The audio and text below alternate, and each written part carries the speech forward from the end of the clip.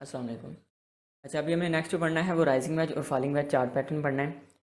अच्छा, एक चीज़ आपने इसके अंदर नोट करनी है, जो आपको राइजिंग वेज और फॉलिंग वेज है आपको अप ट्रेंड के अंदर बनती हुई दिखाई देंगी और डाउन ट्रेंड के अंदर भी, ठीक है। तो ये भी चीज़ आपने ज़रा नोट करनी है।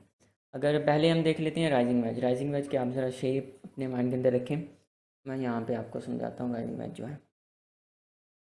राइजिंग वेज जो है मतलब कि आपको अप ट्रेंड के अंदर मिलती है, डाउन ट्रेंड के अंदर भी। पहले इसको मैं आपको ज़रा दिखाता हूँ कि अप ट्रेंड के अंदर किस तरह मिलती है। अप ट्रेंड के अंदर ये बनती है मतलब कि ये देखिए, मार्केट नीचे से आती है, नीचे से आने के बाद मार्केट जो है एक वेज के अंदर दाखिल होती है, उसके बाद जो है मार्केट का ब्रेक डाउन हो जाता है, ठीक है। ये ब्रेक आउट भी हो सकता था इसका, ये भी आपने ये चीज़ ज़रा अपने माइंड के अंदर रखनी है, ठीक है। क्रिप्टो के अंदर, वैसे फॉरेक्स के अंदर तो नहीं होता ऐसा, लेकिन क्रिप्टो के अंदर भाई कुछ भी पॉसिबल है, ठीक है। मतलब कि कुछ भी हो जाता है इसके अंदर, लेकिन होना तो नहीं चाहिए, क्योंकि इसका इसके होने की वजह एक ये है कि सबसे बड़ी वजह इसके जो है मतलब क्रिप्टो के अंदर जो भी हो रहा है, मतलब कि जो वेल्स हमें तंग कर रहे होते हैं क्रिप्टो के अंदर, इसका जो सबसे बड़ी वजह वो ये है कि इसका जो मार्केट कैप है क्रिप्टो का वो जस्ट अप्रोक्सीमेटली 1.3 ट्रिलियन है, ठीक है, मतलब कि 1.3 ट्रिलियन। लेकिन जो दूसरी मार्केट है लाइक फॉरेक्स है, उसका जो मार्केट कैप है वो अप्रोक्सीमेटली 5 to 6 ट्रिलियन है, ठीक है। तो उसके अंदर जो है वो ये चार्ट पैटर्न कैंडलस्टिक्स वगैरह बहुत अच्छे से वर्क करती हैं, जैसे कि मैं पहले भी आपको बता चुका हूँ। अच्छा, तो अब राइजिंग वेज जो है वो किस तरह बनेगी, मतलब कि ये देखिए राइज़ कर रही है ना, तो मतलब कि राइज़ करती हुई एक वेज बन रही है, उसके अंदर मार्केट जाती है। तो जब अप ट्रेंड के अंदर बनती है, मार्केट नीचे से जाती है, एक वेज के अंदर दाखिल होती है और उसका ब्रेक डाउन होता है, ठीक है, और ब्रेकआउट भी हो सकता है। तो ये भी आपने चीज़ नोट रखनी है, मतलब कि ठीक है, जैसे कि ये डाउन ट्रेंड के अंदर बन रही है, तो जैसे कि इसका ब्रेक डाउन हुआ है, इसी तरह इसका ब्रेकआउट भी हो सकता था, तो फिर हम इसको कॉन्टीन्यूस पैटर्न बोलते हैं, ठीक है। जैसे कि ये है, ये डाउन ट्रेंड के अंदर बनी है, तो इसको हम कंटिन्यूस पैटर्न बोल रहे हैं, मतलब कि जैसे कि मार्केट ऊपर से आई है, ऊपर से आने के बाद वेज के अंदर दाखिल हुई और फिर नीचे ब्रेक डाउन हो गया है। इससे मार्केट नीचे से जाती और ये मतलब कि इसका ब्रेकआउट होता और ऊपर चली जाती, तो हम इसको जो है कंटिन्यूस पैटर्न बोलते हैं। तो ये थोड़ा सा गुड मूड हो जाता है, लेकिन आपने इस पर ज़रा प्रैक्टिस करोगे तो आपको समझ आ जाएगी, ठीक है। तो पहले हम ज़रा देख लेते हैं राइजिंग वेज को, ठीक है। राइजिंग वेज जो है अप ट्रेंड के अंदर किस तरह बनती है, देखें ये इस तरह बनेगी, ये जी इस तरह बनती होती है, ठीक है। ये चीज़ आपने ज़रा है अपने माइंड के अंदर रखनी है। ये लाइक जो हमारी ट्राइंगल्स होती हैं उनसे थोड़ी सी मिलती जुलती होती है, ठीक है।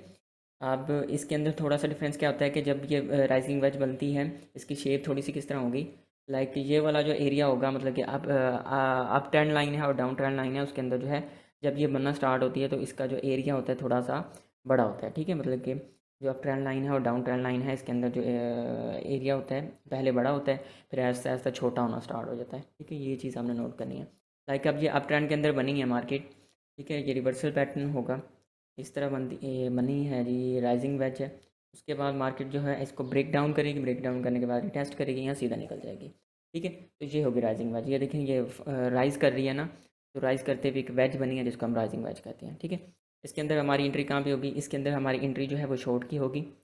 तो जैसे इसका ब्रेकआउट हुआ, सॉरी ब्रेक डाउन हुआ और मार्केट ने रिटेस्ट किया, तो हमने इसकी एंट्री ले ली। तो इस तरह हम अपना टी पी और एस एल सेट करके अपनी जो है वो ट्रेड लेंगे, ठीक है। आप अपना एस एल यहाँ पर भी रख सकते हैं, लेकिन बेहतर ये होता है राइजिंग वेज के अंदर आपका एस एल जो हो वो यहाँ पे हो, ठीक है। तो ये होगी हमारी राइजिंग वेज अप ट्रेंड के अंदर, ठीक है। इसको हम बोलते हैं रिवर्सल पैटर्न, ठीक है।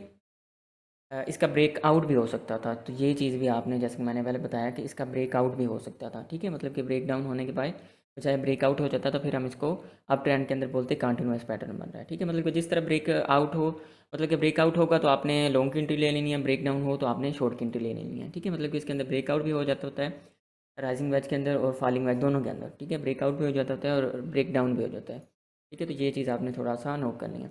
ये हो गया अप ट्रेंड के अंदर हमारी राइजिंग वेज और रिवर्सल पैटर्न, ठीक है। इसको हम ज़रा कंटिन्यूस पैटर्न के अंदर देखें, तो फिर ये राइज़ करती है, उसके बाद जो होती है जी, ये वाला एरिया थोड़ा सा बड़ा होता है, ये बनी, ये मार्केट आई ऊपर से आने के बाद मार्केट जो है वेज के अंदर दाखिल हुई, फिर मार्केट ने ब्रेक डाउन किया और मार्केट नीचे आ गई, ठीक है। मतलब कि ये हो गया हमारा कंटिन्यूस पैटर्न, ठीक है। ये डाउन ट्रेंड के अंदर बनी है और ये कंटिन्यूस पैटर्न है, ठीक है। ये अब मार्केट इसका ब्रेकआउट भी हो सकता था, ठीक है। ब्रेक डाउन होने के बजाय ब्रेकआउट हो जाता, लाइक मार्केट इस तरह आती, इस तरह आने के बाद मार्केट जो है ब्रेकआउट करती है और इस तरह निकल जाती, तो फिर हम इसको बोलते हैं रिवर्सल पैटर्न है, ठीक है। लेकिन ये मार्केट जो है ये डाउन ट्रेंड के अंदर भी रिवर्सल पैटर्न बन जाता है और अप ट्रेंड के अंदर भी बन जाता है, तो ये चीज़ थोड़ी सी गुड मूव करती है और आपने इसको नोट करना है, ठीक है।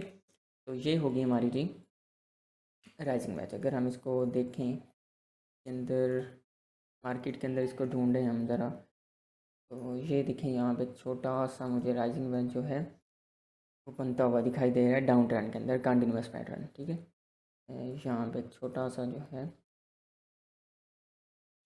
अप्रोक्सीमेटली बेरिश फ्लैग भी नज़र आ रहा है। ठीक है, आई थिंक ये बेरिश फ्लैग है। हाँ जी, ये बेरिश फ्लैग है, ये जो है राइजिंग वेज नहीं है, ये बेरिश फ्लैग है। तो मैं ज़रा ढूंढता हूँ फिर मैं दिखाता हूँ आपको।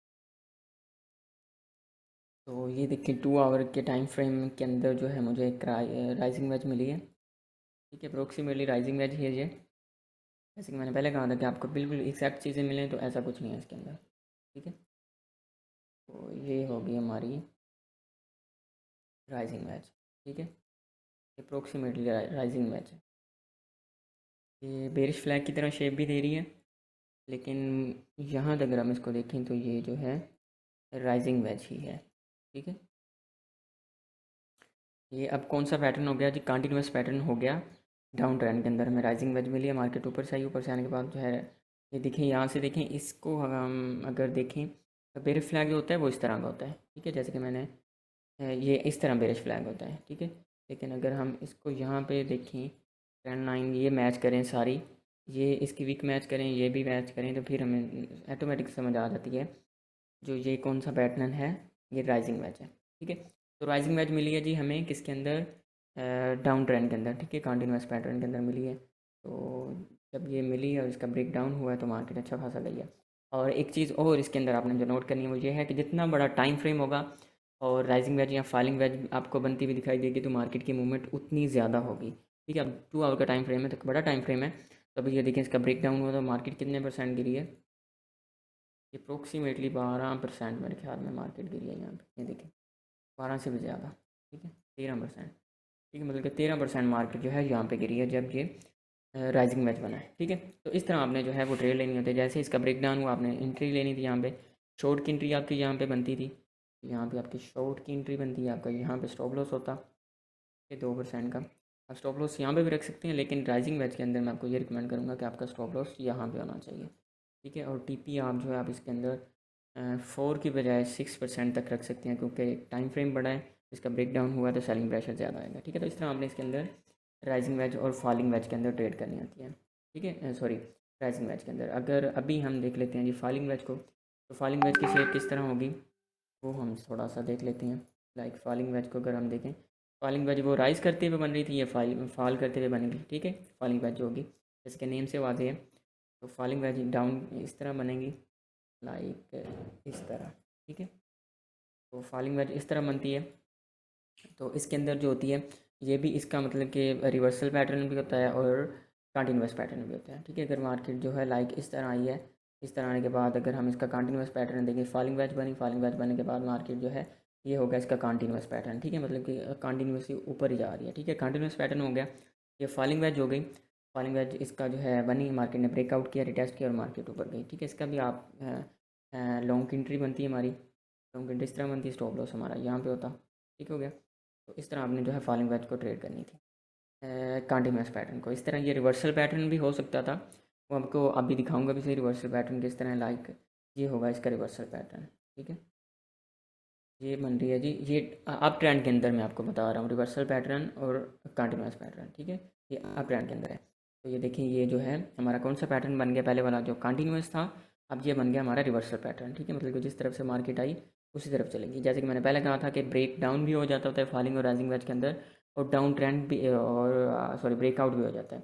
ठीक है, तो आपने उस तरफ मूव करना है जिस तरफ, अगर लाइक ब्रेक डाउन हो गया तो आपकी शॉर्ट की एंट्री हो जाएगी, लाइक अगर का ब्रेकआउट होता तो आपकी लॉन्ग एंट्री हो जाती बस। ठीक है, तो ये चीज़ थोड़ी सी आपने नोट करनी है, तो इसको ज़रा आपने इस तरह ट्रेड करनी है। ठीक है, इस तरह अगर हम इसको देखें डाउन ट्रेंड के अंदर, तो डाउन ट्रेंड के अंदर जो है वो सिंपल इस तरह बनती। ठीक है, ये हो गया हमारा कंटिन्यूस पैटर्न। ठीक है, और ये वाला हो गया हमारा रिवर्सल पैटर्न डाउन ट्रेंड के अंदर। वो पहला जो था अभी हमने बनाया था वो था क्या नाम लेते हैं अप ट्रेंड के अंदर, ये हो गया हमारा डाउन ट्रेंड के अंदर। ठीक है, तो ये चीज़ आपने थोड़ा सा नोट करनी है इसके अंदर। अभी अगर हम इसको 1 डे का टाइम फ्रेम देखें, मैं आपको अभी दिखाता हूँ मार्केट के अंदर। तो ये देखें जी,